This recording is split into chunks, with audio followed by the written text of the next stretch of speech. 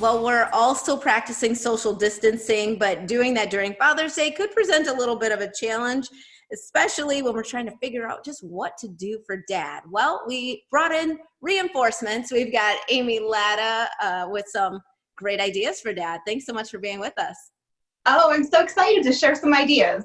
You are the craft guru. So tell us, I've got a 6-year-old. We need some ideas for dad. What is it that maybe she and I can do together, or she can do alone? To be dad? Well, the first thing that I wanted to share is something that kids of all ages can do, and something that I promise you every dad is going to love. Okay. It's the gift of time. I know for my husband, he's got pretty much everything a person could want or need. He doesn't need another trinket or another necktie or a book. So we thought, what if we give him quality time with us?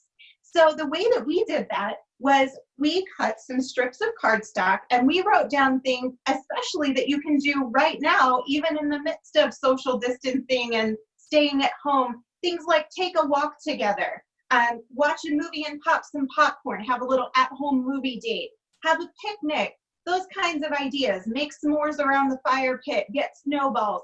And then what we're going to do is we're going to put them in this jar that we decorated. So all you need is some kind of a jar or container. We used a mason jar, but you can use whatever you have around the house. And then we just decorated it. I used a burlap ribbon that I happen to have on hand, but you can use any kind of ribbon or whatever you'd like to wrap it with. Mm-hmm. And then we used Scrabble tiles to spell out dad or whatever special name your child might call your husband. Yeah. Like our Chinese son calls my husband Baba, so we could spell out Baba.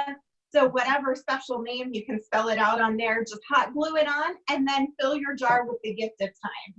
Very sweet. So what about the older kids? So I ordered these polyester aprons from Amazon. They came so quickly, it was a pack of 2.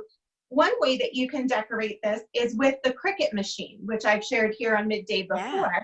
You just use that, go in the software, and I chose this phrase, King of the Kitchen, and I used the Cricut to cut it out of the heat transfer vinyl, and then I just did, it's like an iron-on, you just apply heat, and then it sticks on here, and you can wash it, you can wear it and use it, but I know not everybody has a Cricut machine, so another way that you can do this is by doing it freehand with fabric paint. So I also made this one that says Grill King. And a good tip when you're doing freehand, Elsa, is that try not to purposely put your letters in a straight line because they'll never be a straight line. So I just kind of went with a whimsical look. So I tilt them a little bit, make some higher, some lower, and then it looks like you totally meant it that way. So I like Fabric Creations fabric paint. This is available in all the craft stores, on Amazon. It's really flexible and feels like just like it's part of the apron. It's not that stiff. I know what you're talking about. Sometimes you get that paint where it's stiff and it even has a little smell to it. That's not that. It feels gross. No, this is so nice. So Fabric Creations fabric paint is what you want.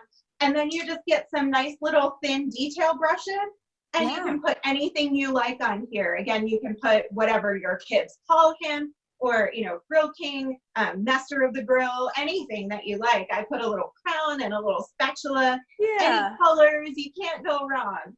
That is super cute. And you're right, those actually look like something that dad would wear, as opposed to sometimes you give something and you're like, not so much. So Amy, where can we go for more information and all these crafty ideas from you? My website is amylattacreations.com, and I have tons of holiday ideas for Father's Day as well as for the other holidays that are just around the corner. Yeah, you always have us covered. Thank you so much for being with us, and we'll be right back with more Midday Maryland right after this. Stay tuned.